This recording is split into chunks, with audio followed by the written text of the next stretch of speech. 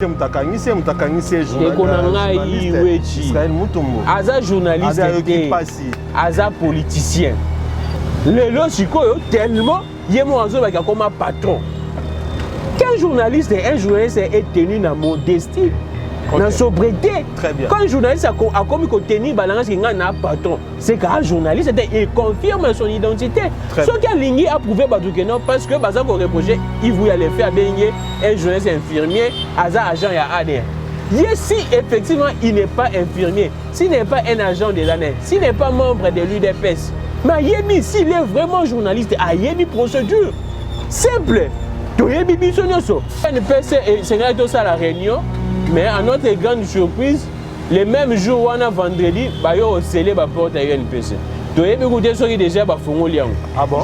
C'est là qu'il va porter à UNPC, il y avait un conflit là, la justice a fait une confusion, il fallait qu'il sceller l'euro mort na carte UNPC, mais on va sceller UNPC mobile. Bon lever, maintenant ceux qui na carte enlevant na mabe comme la cahier, ceux qui va injecter poison, donc il peut que yibi il y a $500 en carte mutukane. Des agents de service, il y a bamiyibi, des agents et services qui sont manipulés par un soi-disant un prétendu journaliste. Aïeba Kolongate, Amikundi, parce qu'Abané est déjà aussi là. Abané est déjà aussi là. Amikundi Lissousou. Ça n'a rien à voir avec haine parce que hier, quand sur le coup là, qu'on a la bague, que Batoubaza, jaloux. Comment un journaliste, c'est comme si au Kotambeli na katapota. Un journaliste était né par infirmité à langage tellement les canaux TV à sa démission. Pour Moussa Nabiso, hors des pénésats, tout le monde a des députés, Bazo Salara, émission, Moutounioso, on s'est en émission à journaliste. Image déjà la qui s'est mis à journaliste. Young Wapna Benemi est principal, pourquoi? C'est la question de Benemi principal. Non, Sabino, en tout cas, moi, je n'ai pas ma langue en poche. Ils aiment Moutoumbalinga, Bakop, Yoso, Ezala, Yaye. Ce qui cop, moi, ils ont échappé à Zalaka, Bongo. Moi, je suis fort convaincu que Israël avait besoin comme Moïse Katoum. Politique, hein? Tu es analyste politique. Tu es ça conseil. Alobara Baboma Mama, Pasteur John, Alobara Baboma Mama, hémorroïde, éjaculation précoce. Donc, il y a Penazaki, Namakambono Loba, Naki Kumukanga. Frontière israélienne. Il y a Moussa Nezaki Yangwana, puissance sexuelle, faiblesse, maman. Il y a Moussa Nezaki Yangwana. Tant que Monique non, quand pour un des autres simbate, Yubu a une politique. Nous avons tout le monde dans le canal Kin. Abandon ça l'émission moi ya tongo. Matina canal Kin ezala peine impact té. Na succès té. Bah tu vois que wana ngana CCTV, il y a un canal Kin. Très bien, très bien. Une branche politique, il y a M23 basée dans la Union sacrée. Ok. Borozela nini pour que guerre à Est si là. Donc guerre à Est aussi la raté aussi longtemps dans la Union sacrée, ba M23 basali. Baza ko bomba bango bino boyo ke si ba Union sacrée a fait Antoine Tshisekedi ba M23 ba na kati wana comme parti politique, branche politique. Na kati Union sacrée siko bozozela guerre à Est si la ndenge nini.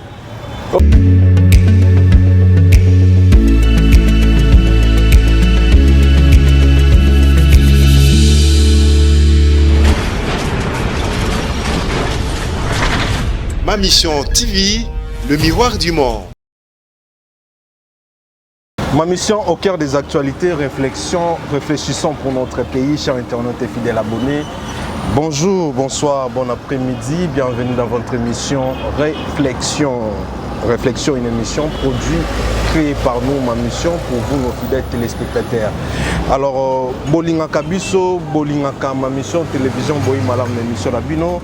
Tambel bino lelo mwana mboka Grammy le grand na yene to sola o ezali ba actualité ya mboka na biso ndenge bomona na ngambo ya est de la République eza ko nongwa na makasi et côté na biso pe to kotika te to ko sala toujours effort ya kopusa na pe ko ya ko renforcer armée de l'autre côté tout le monde Paul Kagame a réagir ya koloba ki ya lingi ba négociation te ba rebelle o ba tumisaka Rwanda ba coopérer kana o ya biso ba soldat tokomika kosula nyonso wana na dossier ndeko mwana mboka Yves Buya Oazali bongo ti lelo na kati ya prison akopirige mpona ndeko na ye Israël Mutombo abwakaki kuna mbote Gamig Legrand.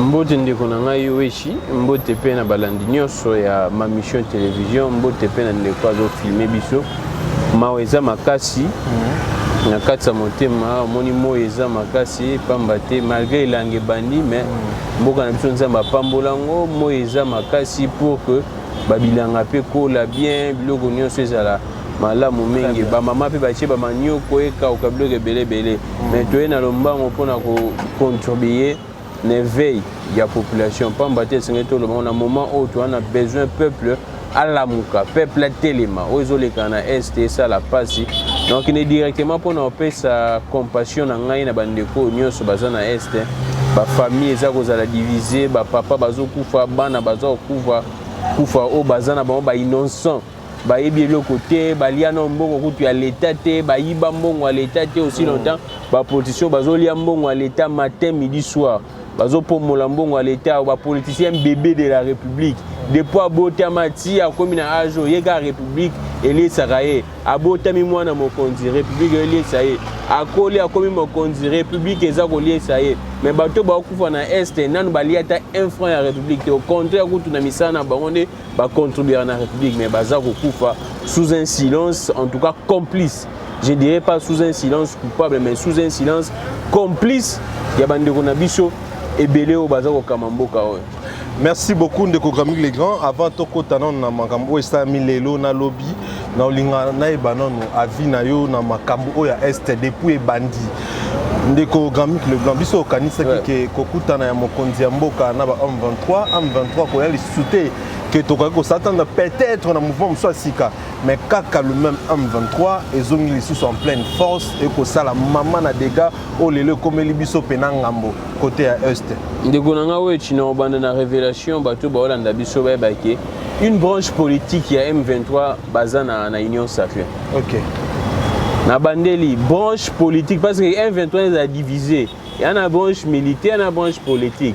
Branche politique na bango de basala bango ba négociation bango ba financera branche militaire et parmi ba branche militaire parmi ba branche politique branche moko baza na kata union sacrée oyo eza piloté dirigé par mwana mboka Félix Antoine Tshisekedi.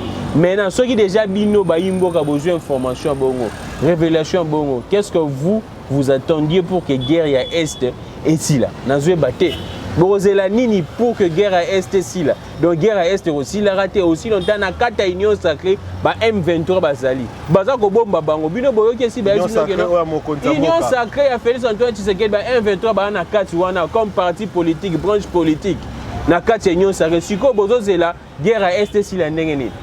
Aussi longtemps que M23 baza na kata union sacrée. Jusqu'à présent ba konza union sacrée ba lobby et logoté bino boza koyoka ba mouvement nyonso politique na social.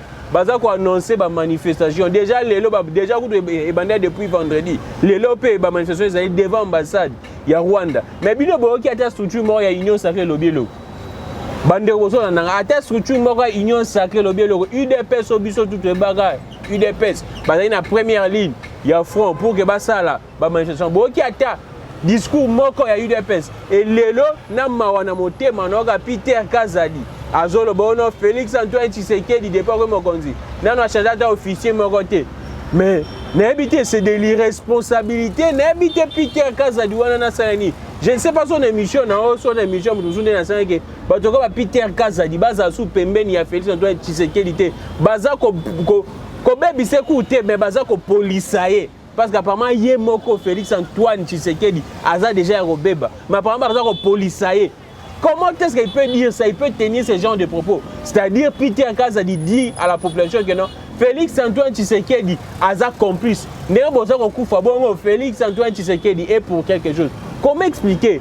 Peter Kazadi proche à Mokonzamboka, très proche alors Mokonzamboka, depuis Félix Antoine Tshisekedi a eu Mokonzi, n'a changé à officier Moroté. C'est-à-dire qu'à ce moment-là, il y a officier wana baza ba complice. Yemoko Félix Tshisekedi a dit qu'il ramène à la police baza pour quelque chose. Maza ko changer bangote. Oui, déjà na katote de chef d'état-major adjoint à l'armée Ndeko Obed Bakebele babi que c'est un Rwandais hein. Ndeko na ngai.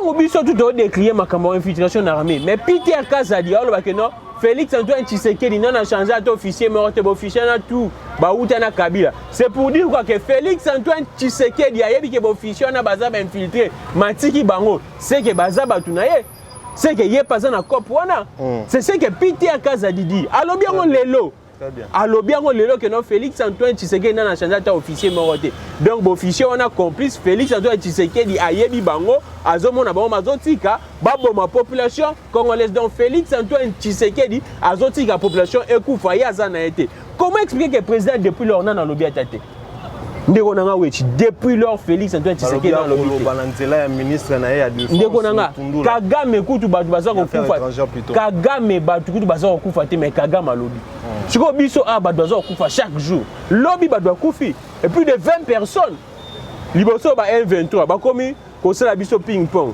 M23 ADF Codeco M23 donc ping pong so to kebwe et komi ADF to zongi bwe Codeco to kebwe M23 Félix Antoine Tshisekedi ne pipe mot Félix Antoine Tshisekedi azali na Burundi akende makambo wana ya ba négociation wana ya pe na Grand Lac tant akekuna incursion mususu awa Félix Antoine Tshisekedi akeko bina kuna boso là pour que peko taya akeko bina kuna aussi longtemps bina solution na mboka no ko bina c'est pour dire quoi là ce n'est pas une complicité akeko bina après kobina oliazonga et après kobina ayebi d'informer que non situation catastrophique na est Félix oliazonga akeba faire ne privé Félix oliazonga a jeudi na butu pouvez-vous vous imaginer 48 heures après mon konzambo azana à l'aise azotambola na yo aussi longtemps ba bo ma population na ye tozana ba konzia modèle ndenge ni na mboka o yango nazo ko yeba ko yebisa batu message na ngeza clair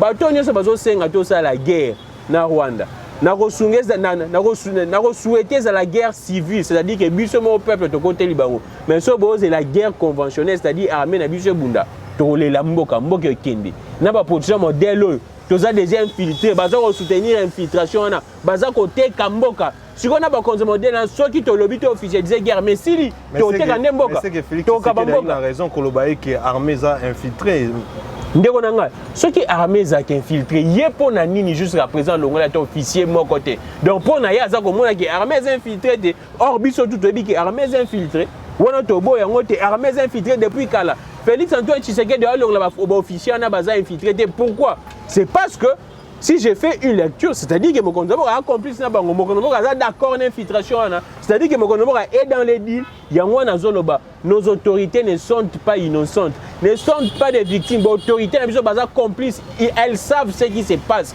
dans ma campagne est. Et on a lancé toujours campagne. L'élection en 2023, to boyiba le bono, guerre à M23, yango l'élection exacte parce que Kabila régime oyo et là textuellement makambo Kabila bando sala. Na 2016, Kabila prétexte à soit ya M23. Ce qui est élection c'est parce que M23. Si quand tozo yo capé. Tozo yo capé déjà. Information que non de guerre ezab M23 mais to sala élection exacte. Élection ko zala na 2023 to boulisa M23 to sala appel élection. Yango non c'est la population congolaise. Et si ko zali démarche ça mon campagne ça mon autorité nyo so ebisa yo qu'est-ce qui se passe à l'est parce que ba yebi autorité montée au cause que non na yebité on ne sait pas ba yebi ce qui se passe à l'est c'est une sorte baza ba konzi baza na deux personnes à rendre compte une part la population bango ku ba boa ki bango mais une grande part c'est bato oyo bango entre guillemets soi-disant ba protéger bango soi-disant sécurité na bango protection na bango. Maintenant, pour nous dire des vérités, ce qui se passe là-bas, leur deal, comment est-ce qu'ils ont vendu le pays. Et ça, la vie se passe. Et ça se passe. Félix Antoine Tshisekedi a signé dernièrement d'accord. Na Kagame awa. Et ça fait na Est. Si koyo, biso tout au monde a obuzo ba Kagame pour ta biso. Pourquoi est-ce que Félix Antoine Tshisekedi jusqu'à présent ne résilie pas ce contrat? Mais les blancs. Pourquoi Félix Antoine Tshisekedi a résilié le contrat? Complété le loba. Si vous content aux olbana d'accord. Est-ce que y a bien pour population mon côté a yebi d'accord wana? Yemoro Félix Antoine Tshisekedi a yebi bien. Yango na zolo bakeno ba continue biso baza pour quelque chose. Makamuto zoleka na moni bazu ba décision. Oh non, M23 c'est un groupe terroriste mais qui ne le sait pas. Ceux qui bango bazaki na retard, yango to ba gouvernement ya ba incompétent, na ba konza ba compétent. Tout le monde nous tous nous savons que bazaba terroriste. Kabila d'ailleurs le disait depuis très longtemps, bazaba terroriste. Bango IDPS bazaba ko boyango. Et lelo balobi que non, bazaba terroriste. Tous a convoqué Karega. Dans le stade où est-ce que c'est stade où convoqué Karega, tu as benga na Karega. La frontière, peki si peut voler Rwanda. Ndekonanga ba peki ba kangi frontière, te frontière eza ko fungama. Oh ba peki si ne bango moko. Comment expliquer compagnie Rwanda? Oh biso tout ba menace nyoso ya Rwanda. Bazu Rwanda ba ocha point de départ ya ba vol tout ya Rwanda na Goma. To décrier likambuana. To décrier que comment expliquer ba vol tout destination nyoso Rwanda avec un point de départ na Goma. Yango nde ba pekisi. Mais o ezali ya motu ya contrat oyo Félix a signé na Kagame na son frère Kagame ndeko na ngai. Contrat on a jusqu'à présent ezali. Pourquoi baza ko résilier ote? Pourquoi bazo sa peuple congolais contenu un contrat on a été? Est-ce que na kasa contrat na eza makambo nyoso toza ko mona te parce que Kagame azo ça la têtu et que à plus loin. Balobi ke ba ko kota lisusu.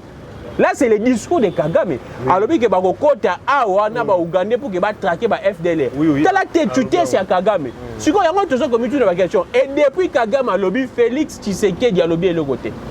Tout ça comme tout. Est-ce que eza ba contenu à contrat ou ba signé que ba armée na bino a ba coopérer na ba FDLR. Ndeko nanga oyo nyoso Kagame abandi non liboso.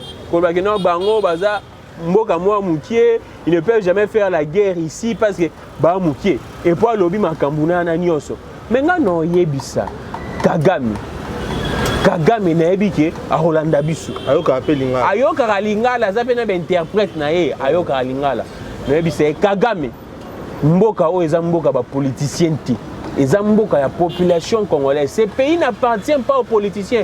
Si vous aviez signé vos deals, vos contrats avec les politiciens, sachez que Eza n'a effet mon côté. Ces contrats-là n'ont aucun effet, nul effet sur le Congo parce que ce pays appartient à la population. Et biso population, to benga na ba konjo na nyonso. Oyo signé na bango contrat parce que démarche est simple. C'est ça la démarche. To kende kutu to ça la guerre.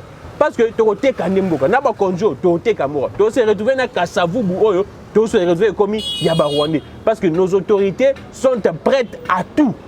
Nos autorités sont prêtes à tout. Le lot pour la conservation pouvoir, pour la protection na bango. Yon tu es sa Kagame, ba konjo oyo signé na bango contrat, tu benga na bango. Comme ça yo si qu'on a biso peuple total. Parce que nous ne pourrions jamais être ya ba kizenga modèle aboto vandaka yo Kagame ozana no mokebo Kagame aza moki ata santé nanga koki akoki ata nango te ata santé non de akoki non te mais moto ya mokebo je ne comprends pas Kagame na Félix otali Félix mbinga mobali mais Kagame azo bangete pourquoi c'est parce que yangi sous roche Yangi Souroche, ne fût même la morphologie, Kagame Azobanga Félix, Yangi Souroche. C'est pourquoi nous disons aux autorités, Toyebi que vous avez complice, Toyebi que vous avez batouana, Badisou, Nabino, peuple Azo Kamo Souté, Biso To Bengana, Bino. Comme ça, Nabino, Nabato, c'est un contrat, vous voyez, Bessigani, Bousoukan. Ndekogamique,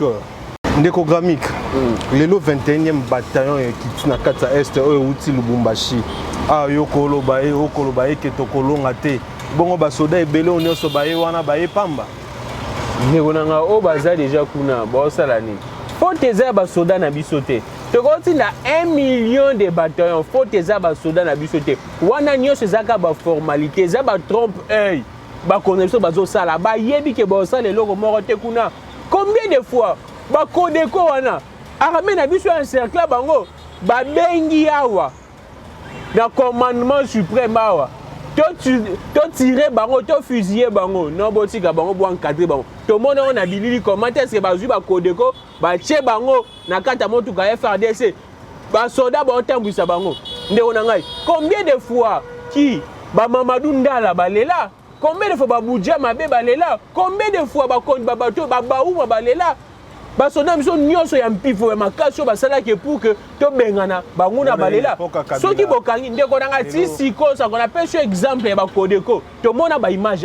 année passée FRDC ba kangi Kodeko na Ituri ba fusiller bango ba beta bango bazo boma ba kangi bango ba beta bango hors de outil na Kinshasa bo encadrer bango bo bimisa bango kaka libanda mboka bomisa bango quand botinda bango musika hors de outi bokanga bango te accompagner bango bapesa bango kutu na bamapa na régime ya Félix Antoine Tshisekedi maintenant bozo zelani so déjà bozwa belément wana jusqu'à présent la RDC le gouvernement incapable de citer nommément le Rwanda nous cite Kagame a dit ça que les FRDC na ba FDLR bazo coopérer FRDC na FDLR bazo coopérer tant Kagame alobi que non ba soda na bango mibale o bakangi awa Kagame alobi que bakangi bango na Rwanda FRDC na FDLR ba côté bango kuna bakangi ba soda no aussi longtemps ba soda na bango mo Rwandais bazo ko témoigner RDF baza ko témoigner bango que bazui bango awa bazaki ordre ba ko attaquer biso parce que balobi que biso ba tiro to betaki eke kuna e bebisi biloka batu e bomina batu yango bango bazaki ordre pour que bango pe ba ko attaquer na Rumanga.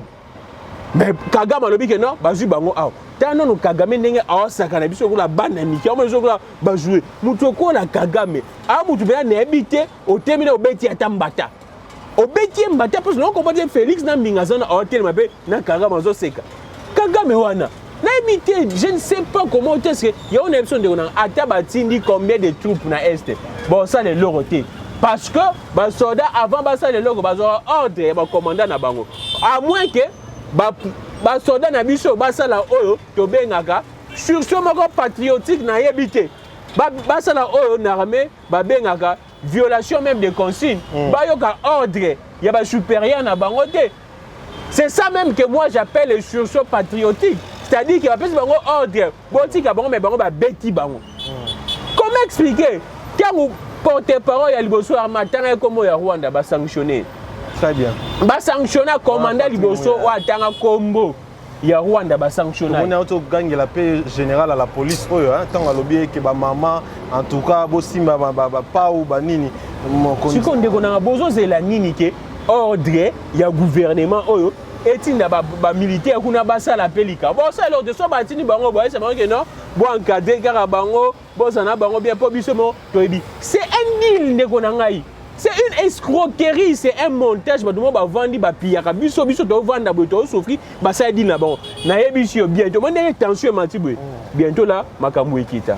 Wa que non, kimi ekoti, bah, ganga, fachi béton. Wa les anini, bah, j'ai na bango. Quand kimi ekoti, c'est pour affaiblir la tension populaire. Parce que, bah, avec la tension populaire, sur que matière, quand on appelle peuple, to fâché, peut-être, côté na Rwanda. C'est ça qu'ils craignent maintenant. Bon, que le peuple a fâché, tout compte en Rwanda, tout ça la désordre. Pour que ma ici. Maintenant, ils vont faire quoi? Abaisser la tension. Quand la militaire n'a pas émission, quand même, il va tomber la émission. Bon, quand on a date à l'élo. Bientôt là, bon, ça là, moi qui m'y écoute, pour que tension quitte. Après ça, tension quitte, bon, ça là, moi, 3 mois, 4 mois, 5 mois, bah, zone les sous. Bah, j'ai n'a bon, bah, ça là, depuis toujours. Bah ça bon, bah attaquer bino bo fâché, bah doser. Bah attaquer bino kaka bongo ti mikolozo kende. Yo cette fois-ci nous sommes décidés. Na ba conduire o nga no sa peuple congolais télément. Question o eza ko benga na ba konzana nyonso parce que bango nyonso baza complice. Ba yebi makamozo de kana est. Ils savent leur deal makoni ba signer kuna. Jusqu'à présent Félix Antoine Tshisekedi ici devrait punir le Rwanda et c'est là qu'il y a une décision, une sanction, rupture et coopération économique, contrat wana à dévoiler, à résilience. Du fait que le contrat là qui lie d'abord Kagame na Félix n'est pas dévoilé, n'est pas résilié, ndekonangai o nyonso bozo wana ezaba trompe na Burundi ba contrat sika na Burundi ndekonanga o nyonso wana ezaba trompe ba ba keno ba tindi soki combien de bataillons bazube aba trompe bazo sala eloko morte. Ils savent les jeux qui se jouent là-bas. C'est un grand complot, c'est une grande escroquerie. Face moro ya monene tika ko sala matin na monde.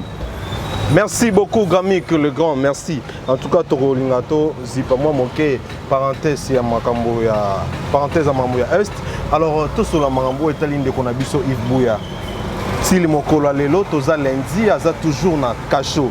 D'abord réaction na ezana boni comment na eke mona confrère na biso pe kulut na biso na âge ko kangisa Yves Buya.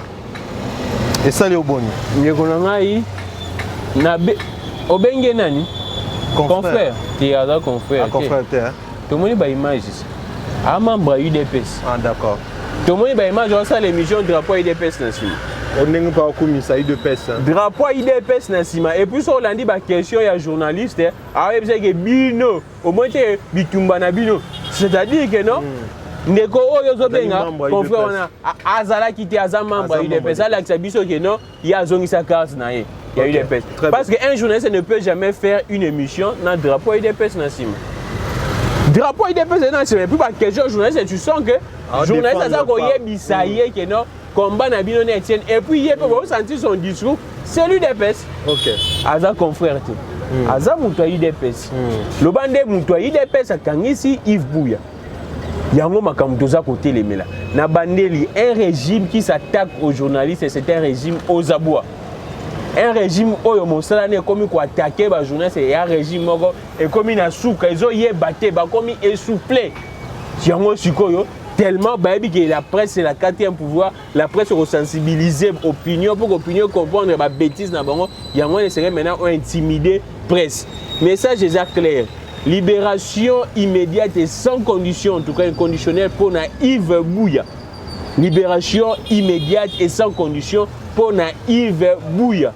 Journaliste Sengela Salamoussa na ndenge longo bani. Ba politicien bo Salamoussa na bino.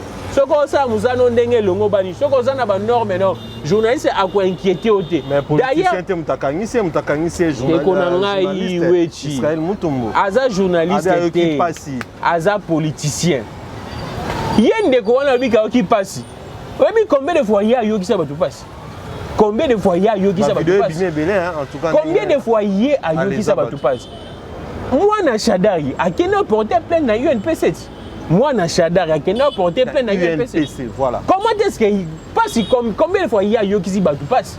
C'est qu'il y a le bar chaque jour matin midi soir que des diffamations. Non na yebé honte, que des diffamations. Mais tellement na combien de fois on soutient na quand balingaka ba attaquer ba plainte pour na makambu ya prime ba militaire. Moi je l'ai défendu dans tous les médias. Azame tina ba tweet nanga, je l'ai défendu dans tous les médias. Quand loba qui va $20.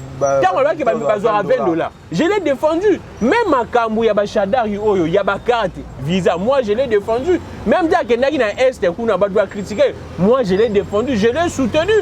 Nekoana. Lelo sikoyo tellement yemo azo ba comme patron. Un journaliste est tenu dans modestie, dans sobriété. Très bien. Quand un journaliste a commis qu'on tenir balance qui n'a pas patron, c'est qu'un journaliste il confirme son identité. Ce qui a ligné a prouvé non parce que Baza qu'on reprochait, il voulait aller faire baigner un journaliste infirmier, agent et ADR. Si effectivement il n'est pas infirmier, s'il n'est pas un agent de l'ANER, s'il n'est pas membre de l'UDPS, mais s'il est vraiment journaliste, il y a une procédure simple. Toyebi biso nyoso kende na média wana ça a droit de réponse na yebi on même pas politicien ba yebi on ni les zanga ki ndeko na biso wana abenga na émission tout Yves Bouya le kanaki pourquoi ça a droit de réponse na ye motomo wote a préféré à ça a droit de réponse tellement il se considère patron ayebaki ayeba ndenge ba lobaka zanga mbongo mais zala na bato biso toute la corporation nous sommes derrière Yves Bouya et démarche na ye et quoi aboutir même si aboutir prison boma mototen de konanga Yves Bouya obima diffamation c'est maximum une année.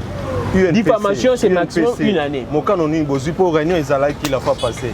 UNPC c'est tout ça la réunion mais à notre grande surprise le même jour on a vendredi ba yo scellé ba porte à UNPC. Tu as écouté ce qui déjà ba fongo liango. Ah bon? Bah c'est là qui va porter à UNPC il y avait un conflit là. Oh là la justice a fait une confusion. Il fallait qu'il va sceller car bureau mort na carte à UNPC mais on va sceller UNPC mobimba.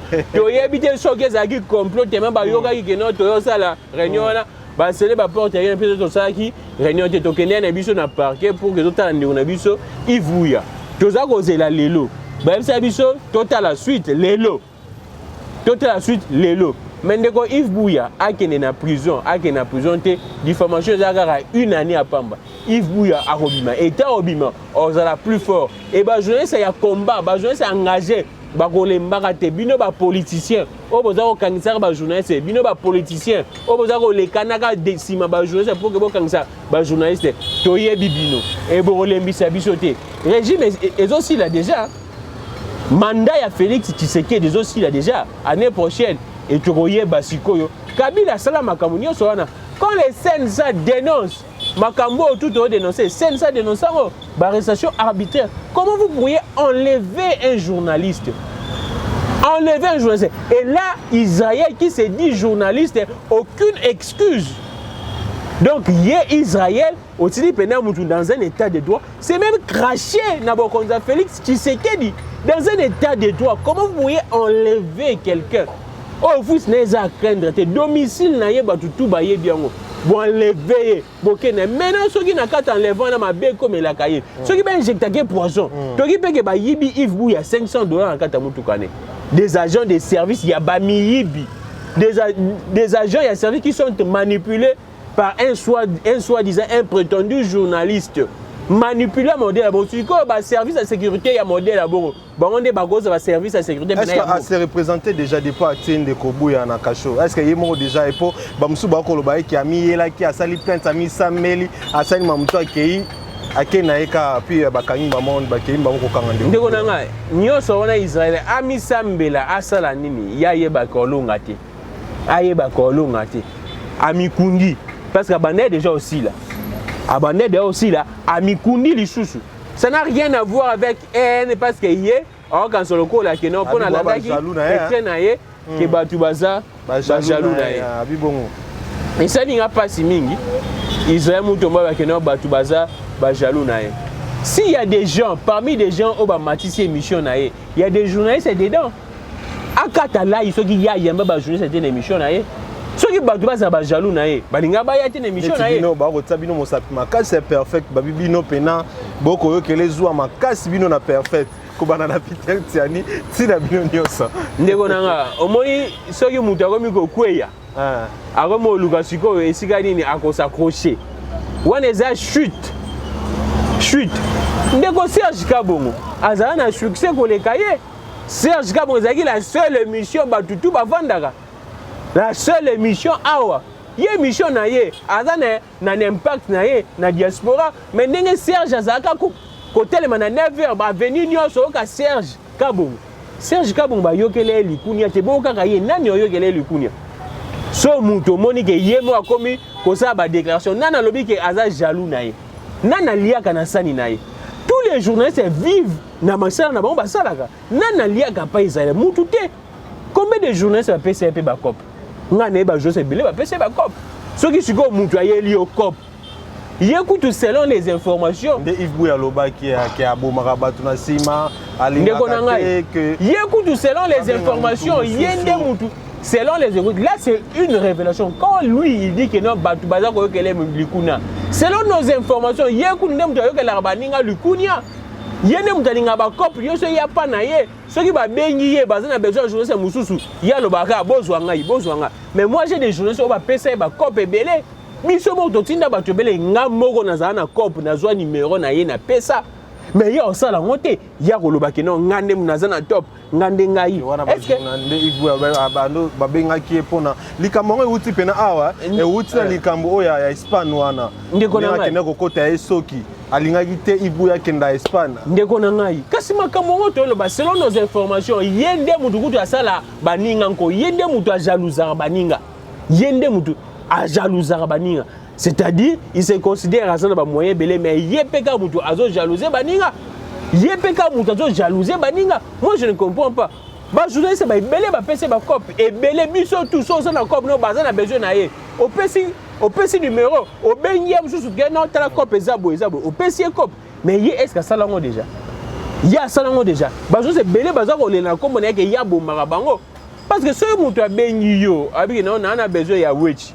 Yo bike non wechite bozwaka ngai oyebike mokili ya monene nzamba monene lobi yo kokuta aka na mutu wana oyebiso ke nazaku na besoin na yo mais kingandi aboye ko pesa ngai ba coordonner non c'est si simple so moni ndeko ko mikolo babongo eza kokweya ndeko ko kokweya oluke sika siko ko diembila mais ngano oyebisa Israël Mutombo a ene na biso kulutu so na bien que non et chute c'est également naturel.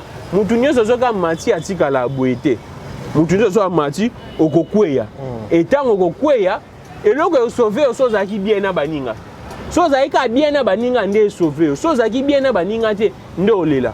Moi je me pose tant de questions. Israël Mutombo, asala na baninga na Canal Kin bandeko bayamba ye ake na Afrika bandeko ba pese maboko ndeko na ngai bandeko tout ba pese maboko les journalistes est passé là-bas maintenant quand il dit que des journalistes baza ba jaloux na ya on loba so muta komi na suka azolo ke sikani o diembela a justifier kokwe anaye mais je pense que bandeko pe to ça décider to sunga ye parce que ya komi mona l'équipe biso kuta tato sungi était naturellement acte à sali même ba policier va se mettre en hôtel tala Thierry Monsenimpo quand il disait ces histoires ça la peine lecture à bien Thierry Monsenimpo s'est senti lésé à commenter qu'il y a tant monté à ton tali carabou son tali langage facial na ye au moins que Thierry Monsenimpo s'est senti très lésé très mal à l'aise parce que à ça le a profité Thierry Monsenimpo n'engazala qui on a pour à faire passer message et Thierry Monsenimpo s'est senti très lésé.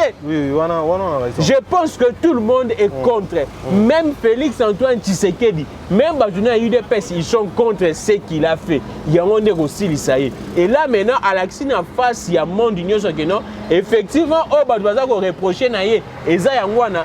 Si comme tout les ans, na kulu tout maki nkeba et alobi que biso ba journaliste toko bunda déjà pour na kozwa moi liberté moroboye. Comment un journaliste c'est comme si on na kata pota. Un journaliste était né par infirmité à langage tellement les canaux TV à ça des missions pour Moussa Nabiso hors des pénèzes tout le monde a député bazo salara des missions mutunyoso on ça une émission à journaliste était image déjà la qui s'amike à journaliste était yonga na zoloba matin midi soir ndeko na ngai ba journaliste to simbana Tosimba na penda makasi lelo eza Yves Bouya lobby ekozala yo lobby wana ezaki ba Mike Mkebai ba Daniel Safu ba Eliezer lelo Yves Bouya lobby ekozala yo mokili tourne à tour si vous pensez que vous devriez vous désolidariser il y a Yves Bouya lobby est comme là Yves Bouya moi j'ai aimé tango ba kangi Patrick Lokala parmi bato ba bundela Patrick Lokala je ne peux jamais oublier ngana na commission na Yves Bouya était parmi. Oui, Yves Bouya était parmi. C'est un monsieur très bien. C'est un monsieur. Oh, Makambo Batokota. Il y a un moment qui Makambo nae Batu Bakoti. Il y a un moment qui Makambo Yves Bouya Batu Bakoti. Il y a un ancien journaliste. Yves Bouya tant li kamba lokala ezalaka Yves Bouya ayebati le lobby et ozalaye. Ndenge yo pozo kanisa goza épargner parce aux na pouvoir. Ndenge on a besoin de simplement simple. Ndenge on a besoin Christian Bossé mazara na problème. Problème dans le bar Makamunaye wana. Moi je l'ai défendu parce que journaliste d'abord. Loin même Gazala Moutunanga. C'est vrai que Moutunanga. Mais étant que journaliste a un problème un politicien, on a défendu. Et lelo même yo za na pouvoir kasi que yo za na problème te ozara na problème. Ye moko Isaiah Mutombo azana ba problème awa. Biso ba journaliste si dit que biso ba journaliste toi jaloux. Contre eux. De côté là, tant que bengana kaye na Congo web. De côté là kaye, ba journaliste tout ba côté là, ba journaliste tout ba diffuser un message que non, Israël comme la PES TV. Même Yves Bouya, même Edmond Izou ba les autres bien ba tout ba jaloux. Biso tout nous avons contribué. Te partager message. Moi je peux te montrer mes tweets comment tu as soutenu Israël parce que bon ça la fierté tu dis non, moninga zo kenebzo to tient maboko. Lobby et rosapenga bon tient maboko. Mais quand il dit ça, je suis désolé. Mais pourquoi comment on a bino Peter Tiani, na bino ndeko maming na ba jaloux na bato na yo ba kokoto la ba ko lo ba ming. Clairement na TV que Peter Tiani perfect, surtout bino ba na ba ennemi na principal pourquoi? C'est ça question za ennemi principal. Non peut Sabino, en tout cas moi je n'ai pas ma langue en poche. Israël mutombo linga ba cop yo so ezala yaye. Soki cop mo eza ko échapper azala ka bongo. Moi, je suis fort convaincu que Israël avait besoin à Zouakop, Yakom, il y a Moïse Katoum. Je suis fortement convaincu que Israël a besoin de Zouakop, Yakom, il y a Moïse Katoum. Tellement comme moi, est-ce que la présidence n'a Moïse Katoum, Moto Kenda Api? Ndekonanga, tout ça, journaliste, Toyebani. Toyebindege nini, Babengaka. Ndeko Peter Tiani pour que Bako Tsabango. D'accord. Et ça, ma bête. Tout journaliste peut couvrir n'importe quelle activité. Mais bango monde bazana.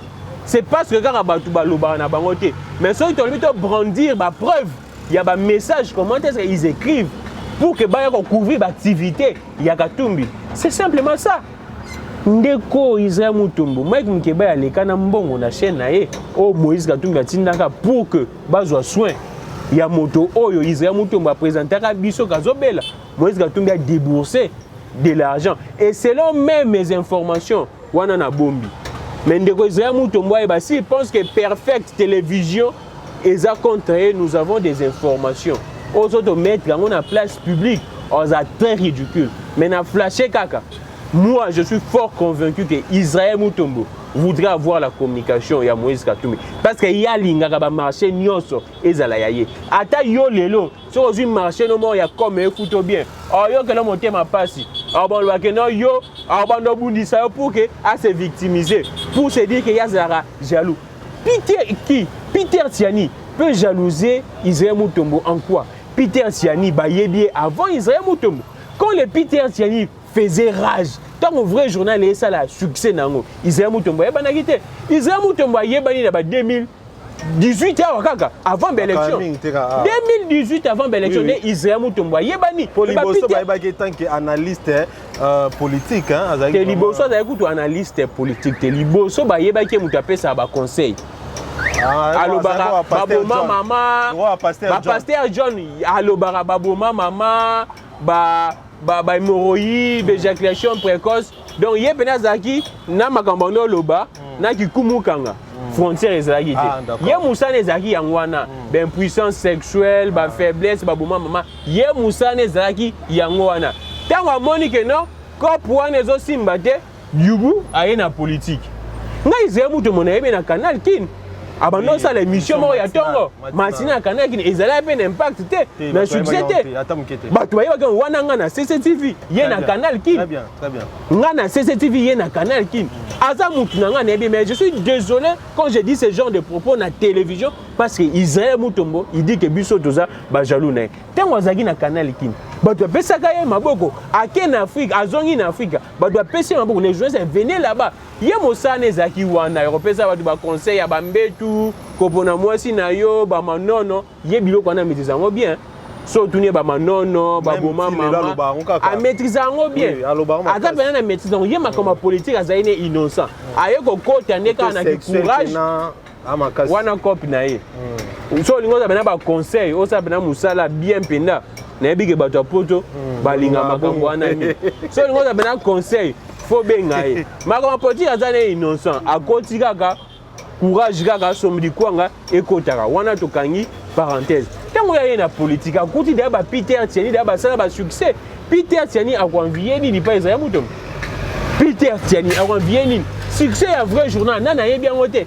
nana yebi vrai journal te devoir de mémoire comme l'autre devoir de mémoire c'est Peter Tiani nana yebi yango te alors tango bato ba bunda combat Israël n'était pas là combat peut-être 2016 o ba Rossi ba kufa Israël azalaka te Israël azalaka te na bitumba Israël a yeto de bato ba bundi Kabila lembi organisé l'élection de Israël ayoya Israël a yebi combattre Israël a yebi combattre mais quand il dit que non bato ba okele Zoua ni bato ba koyokela ye Israël Mutombo nana lia kana sani ya Israël ye Israël a pesa nani ata différent lia nani so Israël Mutombo na mona ka fingara mingi wana na kanga na clôturer chapitre fingara mingi a critiquer fingara te ma critiquer Moïse Katumbi étranger buena tala bexe na ye ya vidéo en tout cas eza ba déclaration na ye mais tant Moïse Katumbi yaka ko aider exemple on peut na pétion déjà Mike Mukeba il a $10,000 pour qu'après ça mutoyo ye Israël Mutombo asengaki lisungi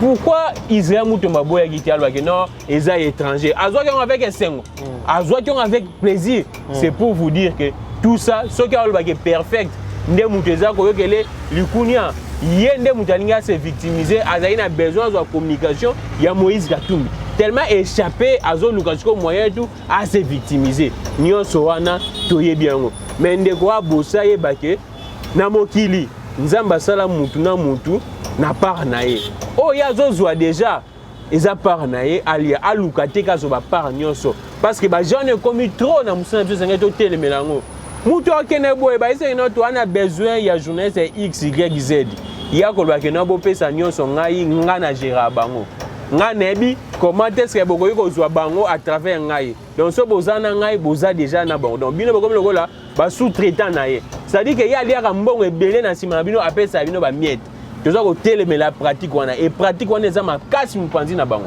eza makasi mupanzi na bango. Merci beaucoup mon amboka Kamik les grands.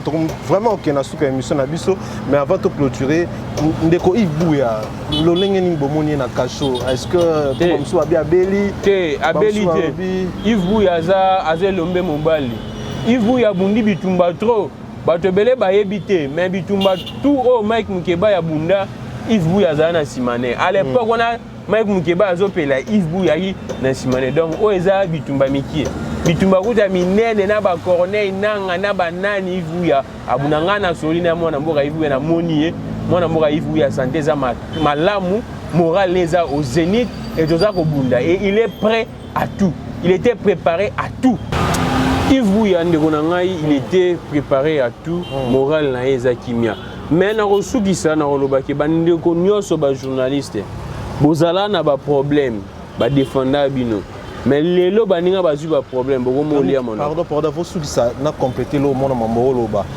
na Monica journaliste na pasteur Gili o ya UDPS na plateau balobi ke bango ba vraiment tout à fait d'accord na ndeko Israël Mutombo po impolitesse pe les cas mingi pas ba journaliste balinko finga trop et loko o Israël Mutombo sali ya CP na makasi en tout cas za vraiment d'accord na yo eloko yokamwa pena ya mwana elo ni ya malamu ekoyi kowuta na mopanzi ya UDPS déjà de 1 ye mono na mutu na bango ya UDPS mutu otangi kombo bato otangi kombo bali bota moko soki balobi ke jeunesse eza kofinga bango bakoki koyebisa biso makambo Gilles Moniere aloba mpona mabunda Gilles Moniere aloba mpona makambo afinga kutu mwasi Gilles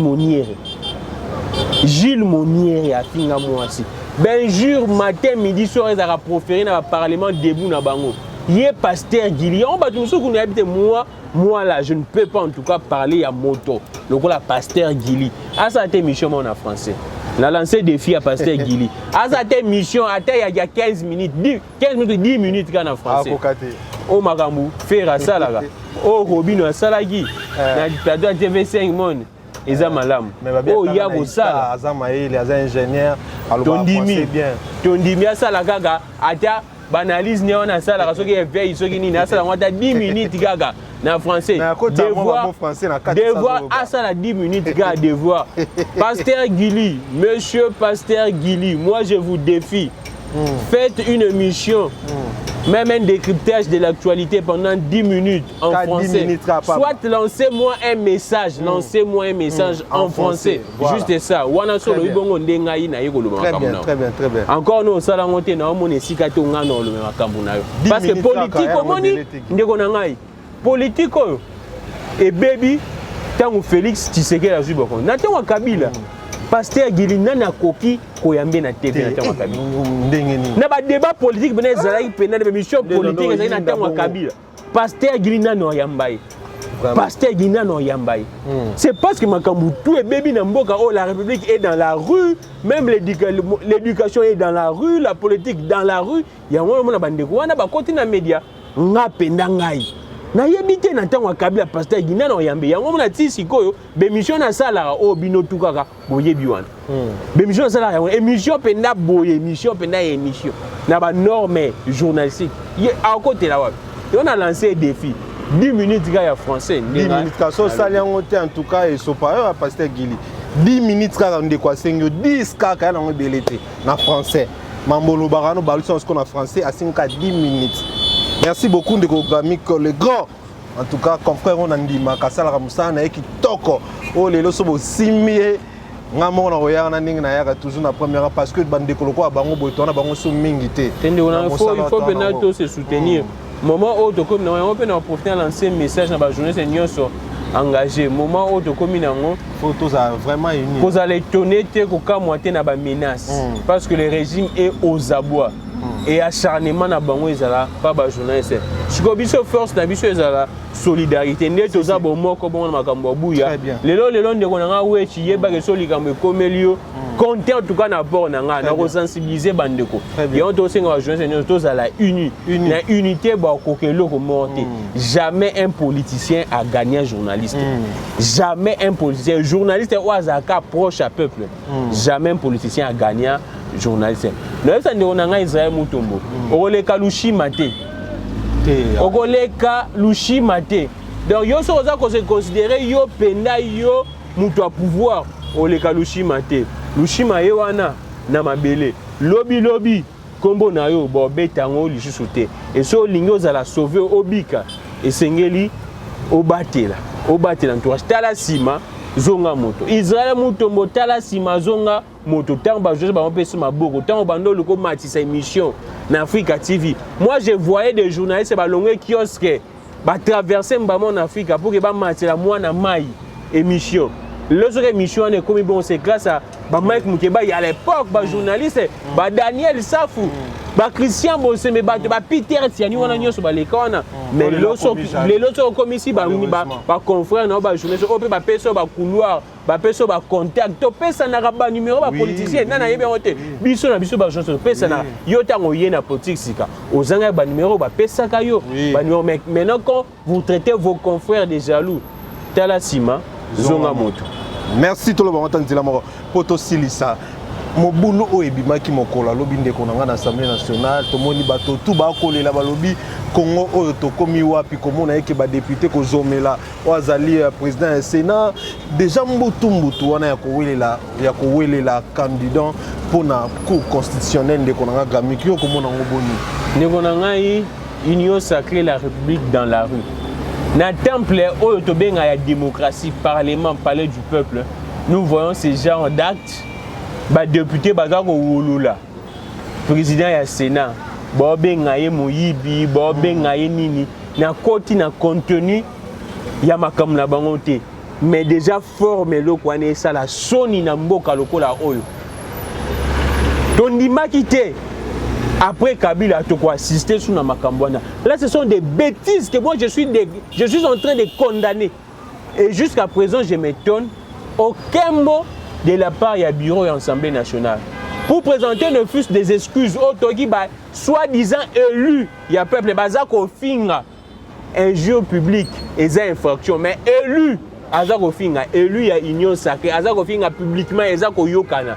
Et jusqu'à présent, Mbosso, tellement comme commis Mona, Dieu le Fils, Dieu le Père, Eza Fachi, Dieu le Fils, Mokao Yabango, aucune excuse présentée à la population congolaise. Et bah toi bongo, tu vidé parlement, tu sokola parlement, na bon qui n'a tricherie ou pas, tu vidé parlement en 2023. Je suis contre cette attitude, yako, kozwa parlement bon mais on a balabala. Parlement est comme une poubelle. On a parlement, on a désacralisé les parlements de Konanga. Des bâtis parlement bolumbu, pas Mosokodia. Les parlements les plus médiocres que je n'ai jamais connus dans l'histoire du monde. Mais comme les cani, na parlement de Konanga, tout baza focus. Et puis bon, va profiter à Kage. Quand les gens sont focus, na makamboka et makamboza sérieux, makamboa est, bon balingi chikoyo, ba maîtriser makambola bango. Et bien que makambo esalema tango bachaka bakaluba na cour constitutionnelle on avait profité na situation moko désordre moko na Katanga désordre ezala na Katanga oyo ilunga bakendaka kuna baluba bakata Katanga désordre ezala kuna na Katanga ba profitera balekisa makambo na bango ya kaluba makambo ya cour constitutionnelle c'est la même chose makambo esem na est tout le monde focus là-bas awa sous le haut patronage. Il y a Félix Antoine Tshisekedi, Mbosso, a entretenir désordre.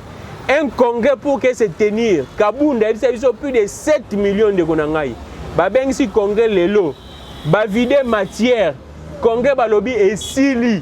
Lobi na Mbosso a sa congrès moussou. Donc na 2 jours, République perd de 14 millions pour reproduire biso benjure. Na 4 il y a parlement. 14 millions oh les militaires bazako luka. Basa Moussa ndenge longo bani ezate mais Mbosso a bébisango kuna. C'est vrai que les gens peuvent dire que non, matière est quitté, mais ce qui matière est quitté, il fallait Bahati à continuer, qu'au présider le congrès à samedi, parce que le congrès à vendredi, c'est Bahati. Comment expliquer le congrès à samedi, c'est Mbosso. C'est pour vous dire que c'est sous le haut patronage, il y a Félix Antoine Tshisekedi. Tous ces désordres là.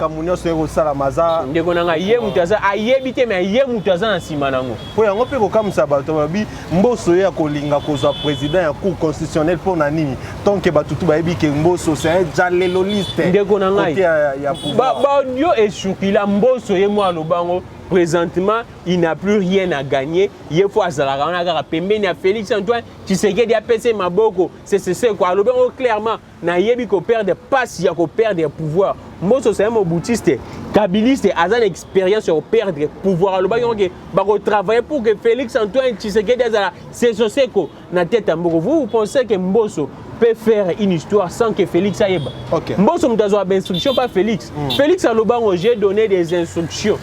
Dans l'Assemblée nationale, j'ai donné des instructions. Indirectement, na Félix na nzela ya Mbosso. Ndeko na ngai, Bahati toyebisaka yango. Soki eza na mutu a respectera ba alliance te, a respectera ba accord te, eza Félix Antoine Tshisekedi na yebi yango te. A retira signature en Genève. Aye awa na Kamere, mbilinga. FCC, mbilinga. Katumbi, mbilinga. Toyebisaka bango bino tout bozo kende kuna bozala toujours dessus. Yango na zo loba air moko Bahati aza ko se prévaloir na ba propre turpitude na ye. Bahati aza ko se prévaloir na ba propre turpitude na ye. Yemoro Bahati ndenga koma wana c'était de manière scabreuse. C'est-à-dire que réqualification ya parlement en tout cas une histoire inédite na mokili. Réqualification au Parlement, c'était tout yebi ba député baloba ba pesa ba mbongo violation totale ya loi. Lelo Bahati nzete amatelaki yango pe kaka azokita. Bahati azokufa pourquoi na panza makamozo kolekana. UDPS se sent dans dans les désordres total, la désorganisation totale.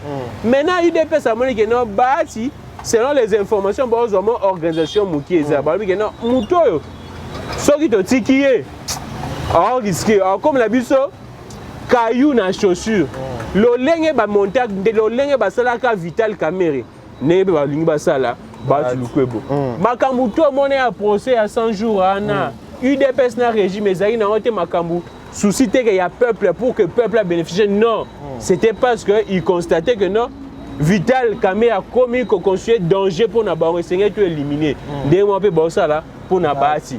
Félix veut maîtriser le fonctionnement de son cours constitutionnel et mais maintenant Félix Antoine Tshisekedi ata oza na cour mobimba yo muto nommé bango yeba que son peuple azana ote okolongwa kakaka yango ce qui s'est passé dans le parlement c'est sous le haut patronage de Félix Antoine Tshisekedi donc moi ma finga ba député ba comme na ko finga ce que pèse la différence il y a député na kuluna ezate yango na quand délit c'est ça azoko yebisa Mbosso voyou na komi ko pesa délit c'est ça raison parce que o esalimi ana eza voyou kasi eza kuluna et Mbosso a dénoncé ngote Mbosso a dénoncé ma finga esalami na kata plénière te parler mais comme sika ya ma finga ndeko nanga et comme sika ya ma finga ba député bazo finga bazana bon à l'aise baby que non bokonzi en tout cas je ne sais pas ndeko nanga je ne sais pas. Merci beaucoup ndeko Grammy que le grand ndeko nanga to komi na suka vraiment to silisi to peso merci na ndingo ya kililoba suka ya suka te mais moi liloba pona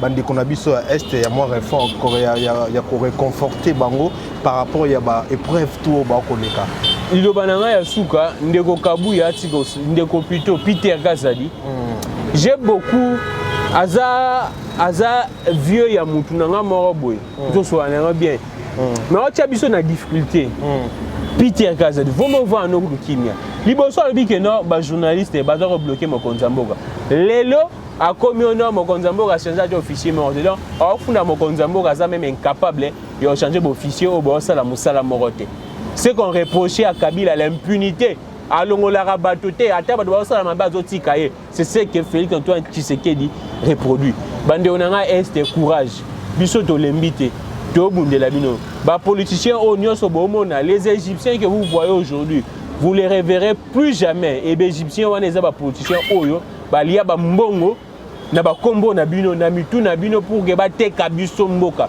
Moi, je n'ai pas honte pour le dire. Nos politiciens en sont pour quelque chose. Ils sont pour quelque chose. Où est les Kana? Ils en sont pour quelque chose.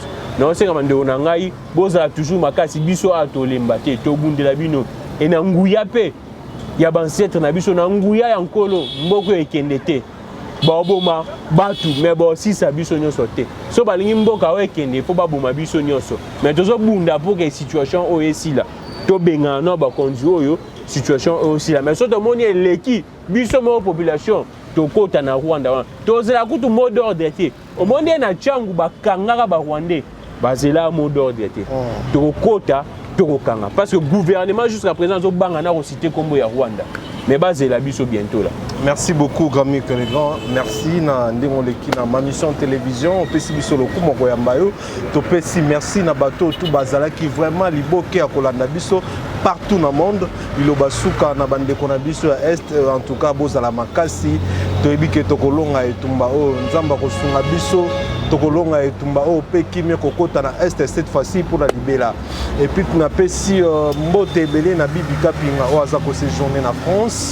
Mbote bisika ozali la patronne ya ma mission télévision et puis na pesi ba force nanga na Yves Bouya grand frère Yves Bouya force belé na Kacho ba force belé bitumbango ezaka bongo na robakiselo mo ya suka bande ko tout oboyebi Yves Bouya te si y a un journaliste oh ça n'a pas problème ba douter c'est Yves Bouya.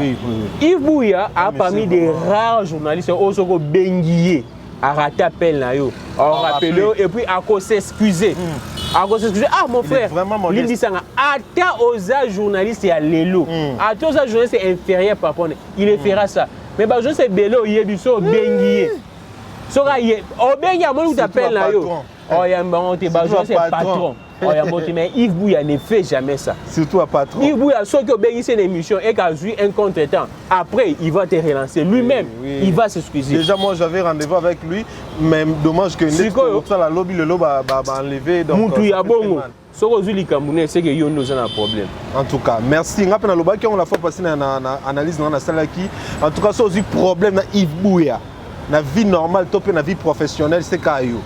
En tout cas, la force na yo ici cause aline de qu'on a biso tozana de cœur tokolonga et tumba ensemble. Ce qui nous va permettre to kutani mbalasima. Au revoir.